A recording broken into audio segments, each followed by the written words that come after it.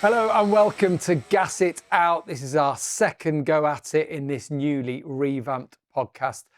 From myself, Gavin Emmett, alongside me, Neil Hodgson and Sylvain Gintoli. And in this second episode, we're going to look ahead to the 2026 season and we are going to hang ourselves out to dry because these are the predictions that you're going to be able to come back to in November at the end of the year and mock us relentlessly about. Praise us, saying yet again.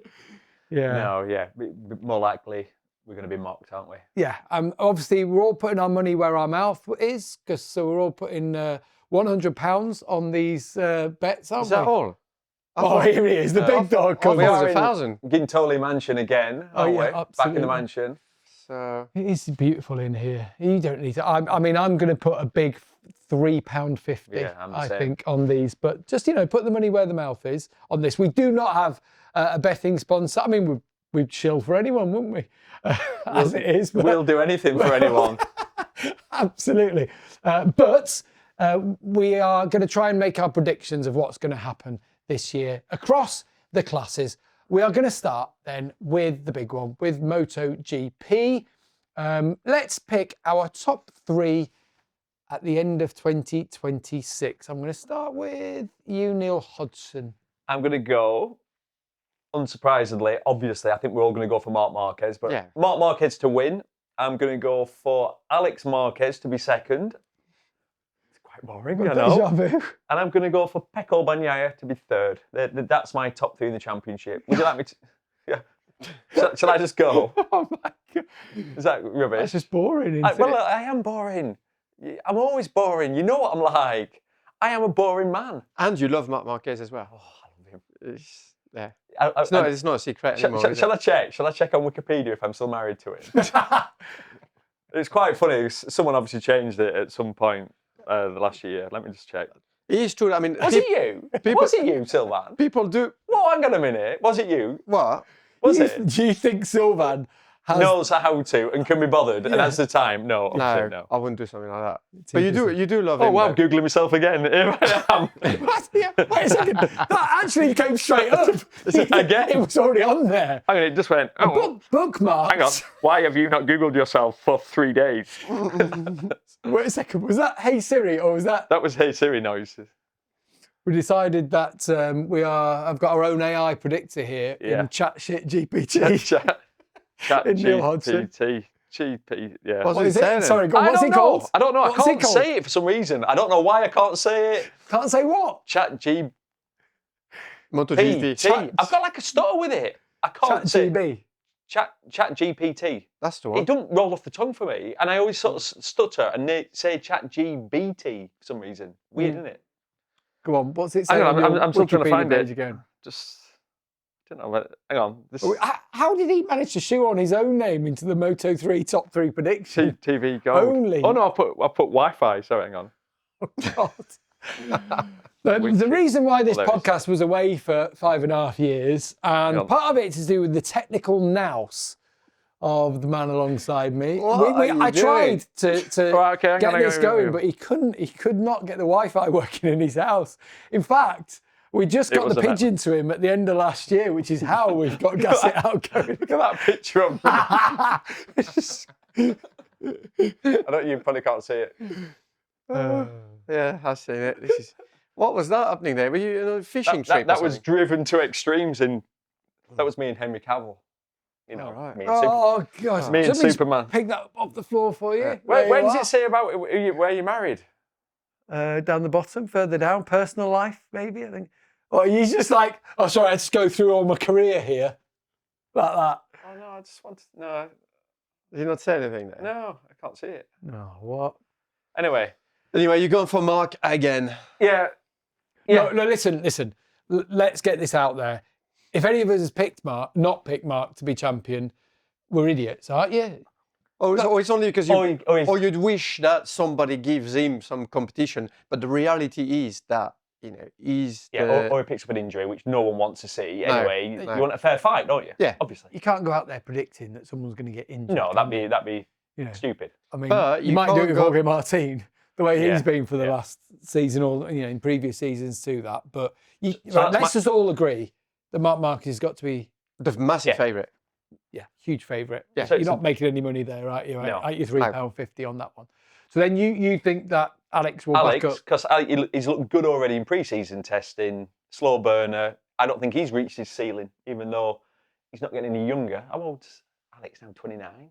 Yeah, 28, 29, isn't he? But yeah, I think he's going to back up what he did last year, and I think Pecco's going to have a better season. But I can't see him beating the two Marquez brothers. That's interesting. How about you then, Sylvain? Marc Marquez top. What about your 2 and 3? Yeah, I feel like from what we know already from the test, the winter testing. Sarko. Quartararo. Oh, get a shit up. There was a time on the TV where your prediction every single week when Susie would talk to you, who do you think? I've got a bit of a Zarco feeling. Fancy Sarko. Well, I did have a Zarco feeling in Le Mans. That didn't turn out too bad, did it? Yeah, but a stop clock is right twice a day. Can we tell that story? We can't tell that story, can we? Yeah, you had a little bit of money on Zarco and you did all right. I'll tell you later. Anyway, how much did you win? You can't say. I can't remember. Thousands, though, weren't it? Yeah, I don't. Hey, can you believe that? So he had some money on Zarco. Anyone can bet, can't they? Anyway, it's not insider trading, is it? Well, no, because it's not insider trading. Anyway, Sylvain and myself had a little bit of money on. He put a lot more than me, and Zarco won. Yeah. But you have been doing that at every race. And we're here in the mansion. 2017. Just living the dream. Yeah. Thank you very much, Joanne. Yeah. Well done. Sorry, I interrupted you. No, but the problem is you even though in certain circumstances the odd race like that can happen. The reality is that you look at the winter testing, Ducati looks so strong, and we've got the same riders that they're doubling up. So you're going to have Marc Marquez on a better package this year than what he was last year. You're going to have Alex Marquez that's going to build on what he's done already this year, and he's got a better bike as well. He's got a full factory bike this year of the current year. You got Pecco Bagnaia that looks like he's not going to have as many troubles as he had last year. So these three are going to be they're going to be super difficult to beat. Now I'm hoping. He still hasn't said his 2 and 3. Who's your top 3? Well, these are my top 3. This is what he always does. You're like, are you going to give us an answer? So my top 3 is Marc as a favourite, Marc Marquez for the title. And in second, I'm going to go for Alex Marquez because I still think that he's going to beat Pecco. And in third, actually, I'm going to go for Marco Bezzecchi. Okay. So you're going exactly the same as 2025. I feel like I have got you two risk takers. You two have put your necks on the line throughout your careers. And yet, when it comes to predictions, you both don't want to look like tits at the end of the season, do you? We try our best, though. We do. I put quite a lot of effort into looking like a tit. So you're going back to last year. So you think Marco Bezzecchi will get one over on Pecco Bagnaia? You don't think Pecco's going to come back? I think Pecco will come back, but I think Bezzecchi really showed great form at the end of last year. And I think that Aprilia has made some, not massive inroads, but they made some good positive steps. And what I've seen in Sepang, tend to show that progression as well. So I think Bezzecchi will be, all right. So my predictions, I was challenging you to be all different. I'm not. Marc Marquez, you have to. I've gone with Pecco Bagnaia to be second in the championship, though, because I do feel like on the Ducati, he's in my opinion, the second best rider on that Ducati. It's my opinion on that one. Twice world champion on it. And I think if he can have that feeling under braking, I feel he will get one over on Alex more. And that's how it's supposed to be. You're on the Ducati factory bike in red. That's what you're supposed to do. Yeah. You get the support, you get all the information, you do have that edge. And I feel like he'll put one over on Alex this year. But I had Alex in third this season. However much that I think that Aprilia have made steps forward. I think if that Ducati's a more sorted bike, that more often than not, it will be up there. So if we've all gone for pretty much, the same 3 or 4 up there, maybe we should ask the question then, who is going to be the surprise package? Who's your surprise package in MotoGP this year? That's a good question, actually. Yeah, it's a difficult one as well. Because whoever you mention's not really a surprise because they're all like, let's say, I tell you what, I've just thought then, Jorge Martin. So he's going to do the next test in Thailand. It's Jorge Martin. I don't need to say any more, as in, he can ride a motorcycle. He Yeah. knows he's going to get onto a well-sorted Aprilia. He could be a surprise package because no one's expecting anything from him, are they, really, if you think about it? Okay, Sylvain, do you have a surprise package for the season? Yeah, I'm thinking Fabio Di D'Antonio. I think he could be right there. I think last year he really struggled with that. Even though he was on the current 2025 factory Ducati bike, he struggled with that bike, and we know this was not probably the best package out there. And I think this year is going to be a lot more consistent. So yeah, I think Fabio could be a good surprise this year. My surprise package is Joan Mir. I think that he got those 2 podiums at the end of last year, and I think that Honda feels like it's going in the right direction. Joan Mir is a quality rider. He's a world champion. Let's not forget, and he won it on a Suzuki. I think that Joan Mir has been to the plumb depths. Yep. And he's probably found out so much about himself. Yep. And I think with a bike that actually a package that might work, and there's a lot of hope in all of these things that we're saying. But I think that Joan Mir will, and I think actually has a shot in top 3 in the championship. But I'm not going from in the top 3. It's a big statement. I can't see that. I can't see it. It'd be nice. I think top 5 in the championship is a possibility for Joan Mir. Who is going to let us down? Who's going to be a letdown? Who's, we all have a baseline of expectations for riders for the season, don't we? And so I feel that's for me. I think Mir will exceed expectations. Who is going to underachieve? I'm going to say, and as much as I like him, you always feel bad saying something like this, but I'm going to say Fabio Quartararo because looks like he's moving to Honda. Looks like that's a done deal. And he's going to turn his back on the V4 Yamaha project. And it'll be a long year. There's 44 races, obviously, with the sprints and the main Grand Prix. So I think he's going to, disappoint. Who do you feel? Bear in mind, he's on 12 million a year. I said, like, he's probably the It's highest hard to paid. say at this point of the year, Sylvain, I know. But who would you say is... Because you don't want to be down on someone's chances That's what I mean. at the I like start Fabio of a the lot. season. Exactly. Yeah, that's a tough one. And I'm the same as Neil. I don't like to say bad things about these guys because they are incredible. Yeah, but I am putting you on the spot. Use that as your caveat. Yeah. No, but I do have an answer. Yeah. And what for me the first thing that pops to mind is the Yamaha V4 and the riders that own that bike. I do think that they're going to struggle. Yeah. And I agree with Neil. There's a psychological effect because if the bike doesn't perform, which it won't straight away, and it looks like they're very much on the back foot already, you'll have riders like Fabio Quartararo that maybe won't like go to the extremes that they have in the past to go that extra length. But on the other hand, you could get somebody like Jack Miller that will see his chance of being the top Yamaha guy. Because he will take the risk. Because there are expectations as well. Yeah. That's the thing, isn't it? When it comes to Jack and Yamaha, for example. He'll want to beat Toprak Razgatlioglu, alongside him in the Pramac team. I think it's going to be a really tough year for Alex Rins as well. He has been struggling last year, and unfortunately, I'm good mate with Alex. But the reality is that it's a tough time for him at the moment, and for Yamaha at the moment, things don't look too good. My letdown, shall we say? I think. I'm going opposite to you, is Jorge Martin. I worry that we're in the point now where he's going to leave Aprilia. And so you've got this unhappy marriage. It already felt like that a little bit last year, starting the season with a bit of an injury on the back foot. And my concern always with Jorge is he is made of glass. We have seen We said it all through his career. Thankfully, he didn't crash in his championship win, MotoGP championship. I mean, it was miraculous because he had injuries, he had moments, didn't he, throughout that season? So, I just think one of us will be right and one of us will be wrong. I quite like that. Yeah, I've got him as my little dark horse, and you've got him as he's going to be. I just feel like I'm with Gav on that one. It's overshadowed a little bit. I'm already with Gav on this one. Don't like a bit of self-confidence. But because Bezzecchi's already signed, and I just feel like he's not the star anymore. And the injuries from last year. Got it wrong. I mean, the list of injuries from last year. You take it all like all the nasty crashes. Then he's done both hands, the wrist, both feet, collarbones, the 7 ribs, the collapsed lung. Was this all last year? Yeah. I mean, he started. It's going to be a bit lengthy, this, but he started in Sepang by doing the one. I think it was the right hand and the left foot.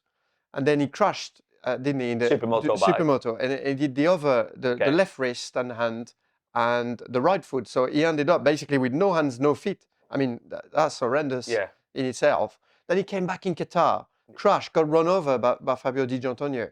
And did he do all the ribs on one side? I think it was seven ribs. 11, yeah, 7 ribs, 11 breaks. And a collapsed lungs that basically stranded him in Qatar for a few weeks because he couldn't fly because of the collapsed lungs. And then this massive crash at the start in Motegi where he completely pulverized his collarbone. And the surgery was actually a really, it's normally a straightforward surgery, the collarbone. A few breaks, this was complicated and he had to... What was it called again? You mentioned it in the last podcast, wasn't it? It was the chromium picolinate or something like that, wasn't it? What was it called? No, that was Marquez acromioclavicular. Oh, right, okay, yeah. But for Jorge Martin, he wasn't acromioclavicular. He was basically... Is he making stuff up now? He was basically a completely destroyed collarbone. You get paid per every time he says this word. Do you want me to say it again? This podcast is brought to you by chromium acromioclavicular. No, acromioclavicular.com. Yeah. So don't go there. It wasn't an acromio. Right, in the UK, you won't be able to access it unless you're on a VPN. To verify your age. You've been taking a selfie. What are you on about here? Snowing. So Jorge Martin, there's a big question mark, basically. Yeah. So basically, I've got it wrong, and I'm going dark horse. We will Maybe. see. We will see in November. Right. We are going to talk about which manufacturer is going to be on top. I think we might know in MotoGP this year when we come back from this break.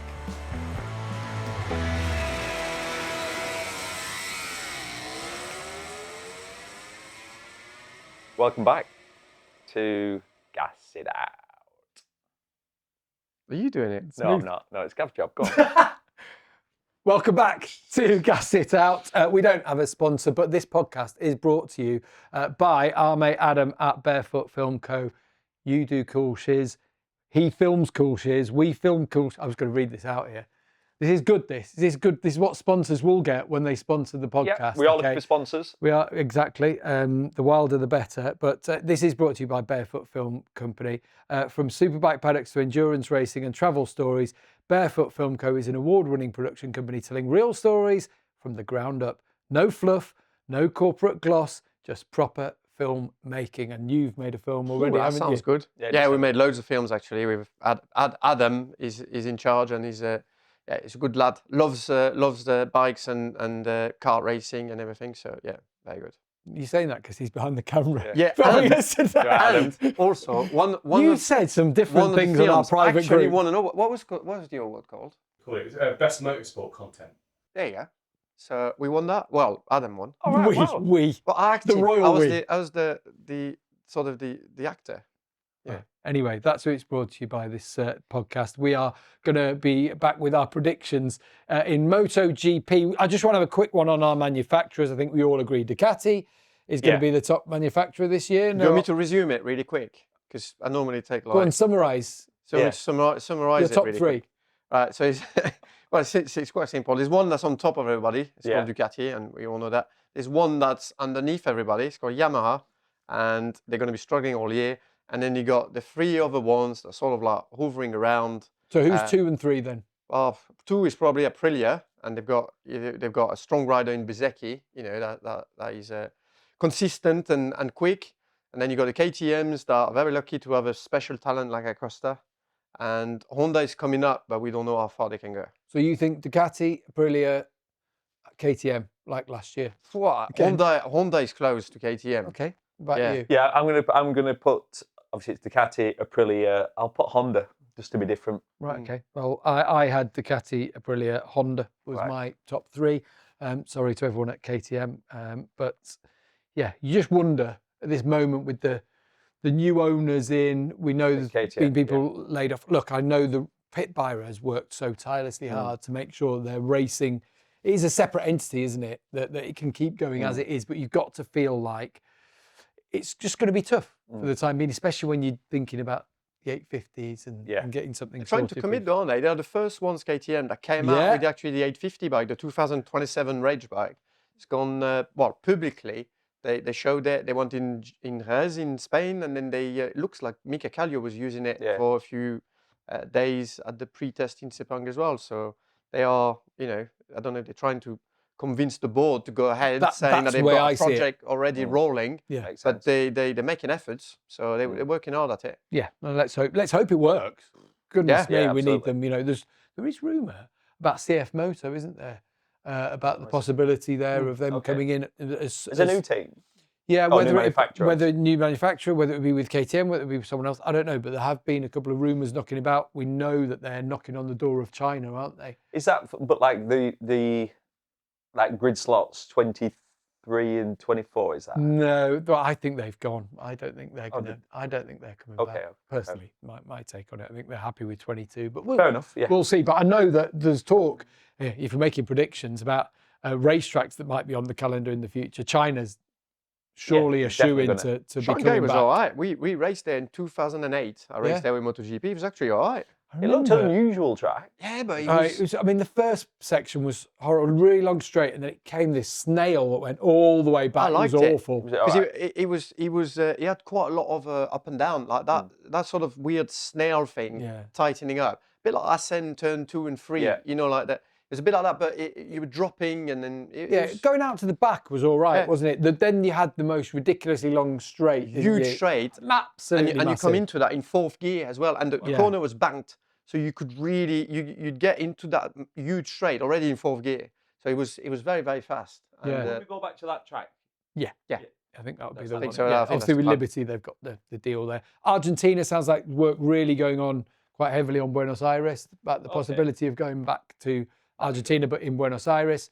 And obviously Saudi Arabia, Qiddiya, there's a talk. Whether it's not going to be ready, I don't think yet. There's one thing we know next year. out there though. Oh. Saudi, they'll get it built in 2 weeks if they need to. Well, that's it. They've Would it got be that, a new track? Yeah, they're building one that's like so they're building a whole city called Qiddiya Entertainment City. They built a Six Flags Qiddiya City. Have you seen it? Or like the theme park they've just built out of the desert there, and it's Entertainment City, and they're going to have a Formula One race there eventually.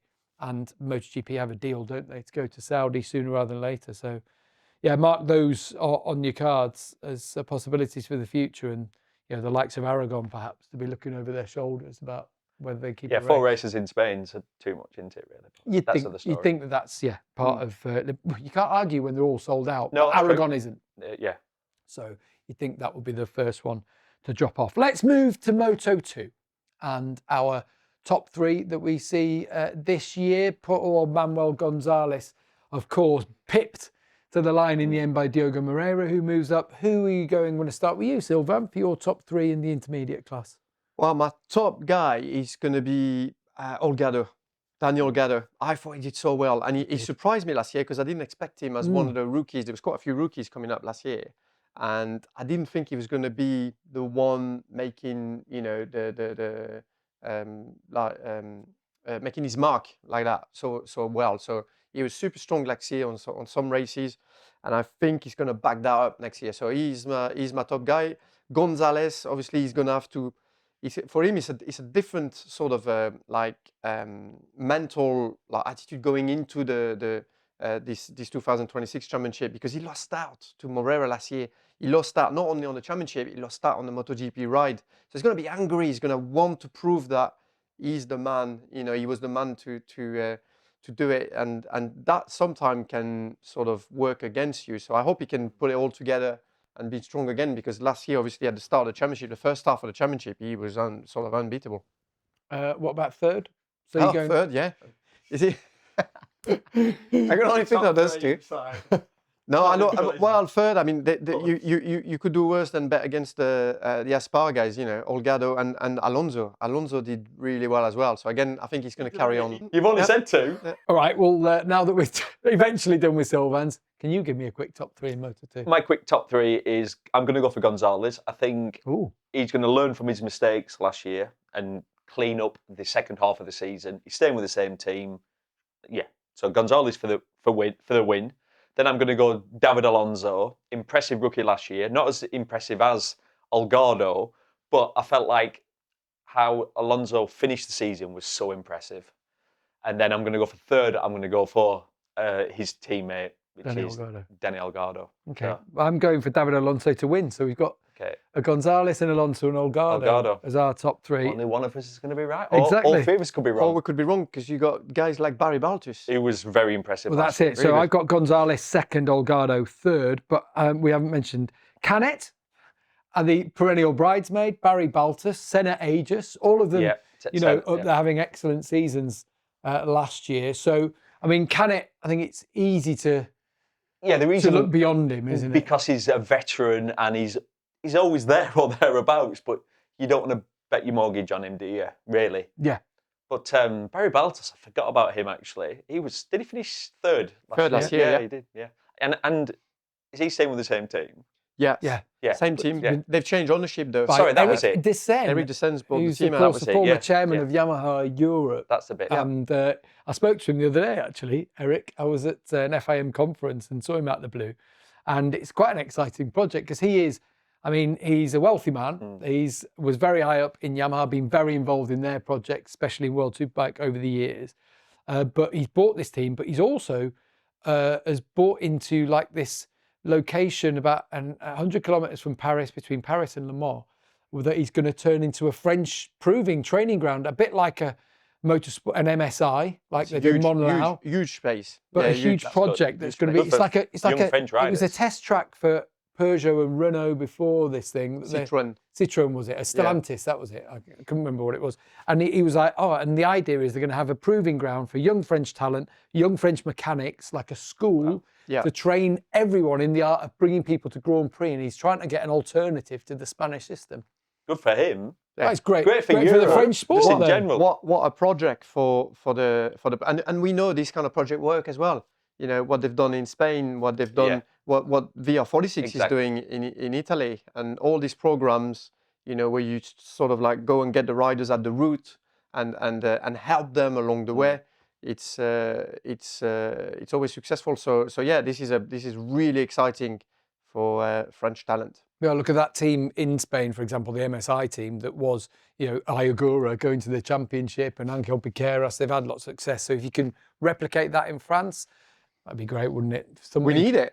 We need it. Like, well, if the Brits need it. Yeah, the Americans need it. But if you think about it, every country needs it. Yeah. Because it's so Spanish heavy. Spain has been doing it so well for so many years, and now it's all the fruit of all that work that has been done for so many years. Yeah, another one we haven't mentioned there in Moto2 was Jose Antonio Rueda. Of course, moves up, having been champion. Obviously, coming back from injury, we know he's a slow burner. Yeah, it'd be exciting to see him and Piqueras, won't it? And there's, I think, Lunetta's going up. For Assalto, there's some interesting ones. Like the rookies last year did good, didn't they? Yeah. So. Well, you wonder now if the way the Pirellis are, if that is helping people. Because we know Dunlops in Moto2 were very, very hard tyre to get on with. And yet it seems like the Pirelli transition is making it a little bit easier. Is that fair? Well, to put it in a simple way, the Pirelli gives more feedback, and that gives the riders a better ability to understand what's going on. So therefore they can adapt quicker. Yeah. Let's get on to Moto3 then. Who are you going as your top 3? Also 3. Oh, here we go. It's going to take you 10 minutes. Neil just picks up his phone again. No, I can't believe this. Hey, Siri. Hey, chat shit GPT. So I'm going for... Go on. Is this you or is this the AI? Well, there's one that is, Quiles. Yeah. And then I'm going to go Quiles because obviously he was so impressive last year. That said, when I'm looking at some pictures of him, it looks like he's grown even more. He's quite a big lad. That could be his issue. Yeah, it could be. He was already very tall last year at the end of the year. I don't know if he has or not, just the pictures I saw of him. Then I'm going to go for Carpe, who was impressive as a rookie last year. And then I'm going to go for... I've got DM down and I can't remember who that is. David Munoz. Oh, yeah, that was it. David Munoz. That's why I'm like, I forgot. DM, Danger Mouse. Yeah. Because Munoz obviously broke his leg in Indonesia last year. He broke his femur. So obviously a big accident.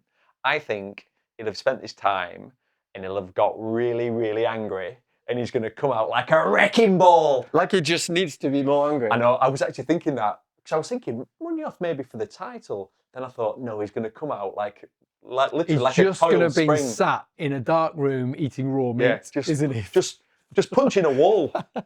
He is one aggressive rider. We saw, unfortunately, he rides over his limits and into people too much. And that was part of what happened with his leg, wasn't it? Yeah, exactly. But thankfully, he looked like he was just at that point where he was calming himself down. As in, what I'm saying is he wound other people up exactly to the point where... Yeah, if you're dirty with people on track, they just give it you back with a bit of atom, don't they? Yeah. And that's what happened. So, Quiles, Carpe and Got there David in the Munoz end. for you. I did a Sylvan there. I've got somebody else actually. Sylvan, go on. Yeah, Pironi. Oh, Valentin Pironi. Yes. Young I think To win.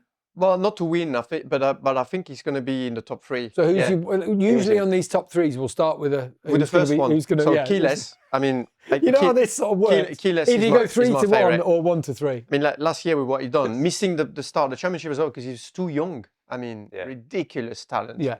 Unbelievable. So and great racecraft as well. So Yeah, he has. yeah. So Quiles is my favourite, but then I'm going to go for Pironi in second. Yeah. And What then about third? Oh yeah, I need a third one. Do you know how this works? But third, I'll go for Munoz because I do think that this injury is gonna just dial him down a little bit. He can't think of any other riders, can he, off the top of his head? I know him so well. Exactly I can just tell when you're lying as well. Are you reading my mind? Yeah, yeah. But I just know you so well. How do you do it? Right, okay. It's almost like we've worked together for a long time and we know each other. I'm going to go with the Max Quiles as well. Yeah. Pretty boring, I'm sorry. Alvaro Carpe second. And Brian Uriarte, actually. I've gone for a third place on that because he just looked so good in those standing rides at the end of last year. Yeah. Great team. Yeah. We've seen people come into that team and perform straight away. If he listens to Nicky Io, listens to Aki Io, I know Nicky's in charge now, but you do worse than listening to those people who've been there and done that. They've got a winning template, haven't they? Exactly that. Right, let's just move on to our final category that we're going to talk about because it's coming up very soon. Start of the championship. World Superbikes, both your proving grounds. Who are you going to pick as your top 3 in World Superbikes this year? 12-round championship starting in Phillip Island. So, I mean, the favourite is Bulega. And, like the way last year he was battling obviously with Toprak Razgatlioglu for the championship, but both of them were so much ahead. He's obviously staying with Ducati. There's a new bike at Ducati, actually. The Superbike is new. Many parts are new. They got that swing arm now, and they're going to have to dial that in. But in winter testing, even though they've not got a lot of dry time, it's still already, it looked really strong. So Bulega is the favourite. Is he your pick? Yeah, he's the favourite. He's my pick, and I also would say that I think he's going to absolutely destroy everybody, as in like check out. So unfortunately that's what's going to happen. His teammate Lecona will be strong because Lecona is a good rider, and obviously he's going to be on a very strong package now. But I've got a really sneaky feeling for Alex Lowes. For me, Alex last year carried on to progress. He's making less mistakes, and even though that bike on paper don't look like an absolute weapon, he's making it work. So Alex was really strong. And actually, I would say that in Australia and Phillip Island, it's always a little bit of a weird opener there because it's a particular track, especially with the Pirelli tyres. You have to manage the tyre in a certain way. And Alex is super strong there. So I wouldn't be surprised to see Alex, coming out of Australia with 3 podiums. And we are in the Midlands in the UK here, and just out of the window I can see Alex Lowes with a spanner in his hand, hitting it against his hand as he looks. My palms are sweating. To you, Neil Hodgson, alongside. What's your top 3 for World Superbike this year? I agree with Sylvan, with Bulega being the favourite, absolutely. The only thing that could, let's say, be a spanner in the works is the fact that it's a new Ducati. They've had very little testing. Normally when Ducati bring out a bike, it's better, by the way. We know that. Obviously, they do loads of testing behind the scenes. Pirro does loads of testing, and they usually bring out a product that's better. But thankfully, they've not had a lot of testing. So look, let's hope there's some issues, just so that it makes good for hopefully some close racing, because on paper, he should dominate. So I'm having him as number 1. Second in the championship, I'm going to go for my rider, Alex Lowes. I'm nervous saying it, but it's the second year with the motor. They've made some changes to it, nothing major, but there's small tweaks that seem to be better. Alex likes that. I felt like Alex is riding. This is not a sponsorship speech. This is a call out. This is a call out. No, but Gas It Out, brought to you by Bimotor for all of your. I genuinely believe Alex is riding the best he's ever ridden. So I'm going to say no more about it. But how about that wing in the front? Is that staying?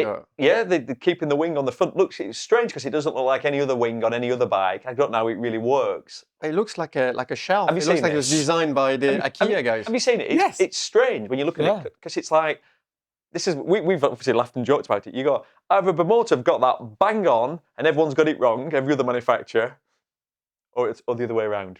Anyway, so I'm going Alex second in the championship, and third, I'm going to go with the trusty, and this is a man you can literally bet your mortgage on, Locatelli. He's staying on the Yamaha. He's rock solid. He never crashes. He's a safe pair of hands. Is Locatelli. Yeah, so that's my top three. So no BMWs in there. Well, that's what I was going to come to. So my pick would be Boulaga and Lecuona, with Locatelli in third. I would have put Lowe's in there actually, but I couldn't decide between the twins. Yeah. Between Alex and Sam, because I think Sam actually now this season actually is a chance for him to build on everything that he's learned up to now and put in a decent run at it this season. But we haven't mentioned the likes of Jake Dixon having switched to HRC. We know there's not been much testing time there. We haven't mentioned the BMW duo of Danilo Petrucci, Miguel Oliveira as well. How do you feel they're going to fare on the BMW? Good. They'll be competitive. I just think it's going to be tough for Petrucci. Obviously, he knows how to ride a superbike. He knows what to expect. I think jumping off the best bike, jumping off a Ducati, it's always a bit of a shock to the system. So that it's going to be hard for him. And Oliveira in his first year, it takes a lot of getting your head around. It's a different way of riding. So I see them as solid top 5 men, but I can't see him breaking in the championship in the top 3. Yeah, and if you mentioned Locatelli, what about Vierge when he's gone to Yamaha? Yeah, I spoke to him actually after the test in Jerez, and he was like super happy. Yeah, he was confident, and he said he felt immediately at home with the bike. So I wouldn't be surprised to see him fight with Locatelli actually straight away. One thing about the Yamaha, and it's the same a little bit with the Bimota, they're just down on top speed. So when you do these pre-season tests and you ride around on your own, it's fine. You're fine. You can achieve a lap time. You're consistent. You're like, we're going to be all right here. And then you get in a race situation. That's a little bit what's difficult because you get in the braking zone and a Ducati's leveled you, BMW's leveled you. Basically, they've already passed you on the straight. And you struggle to overtake. And then you can't pass them back. And then you get held up. And I know that's something Alex struggled with on the Bimota. And I know it's what Johnny Ray struggled with on the Yamaha. All the Yamaha riders have struggled with that a bit. Yeah. Is there anything else we need to watch out for in World Superbike this year? Like you said, Sam, I think that's going to be really interesting. Taron McKenzie, of course, on a Ducati, having put in so much work, and I mean, I think we've all questioned his loyalty with Honda. And, we stuck at it a long time. What's he doing? What's he doing? Well, he knew what he was doing. The payoff, and obviously we all know Taron really well. He's a very good friend of all of ours, and I just know Taron knows this is a really good chance for him, and he will be slinging the kitchen sink at it.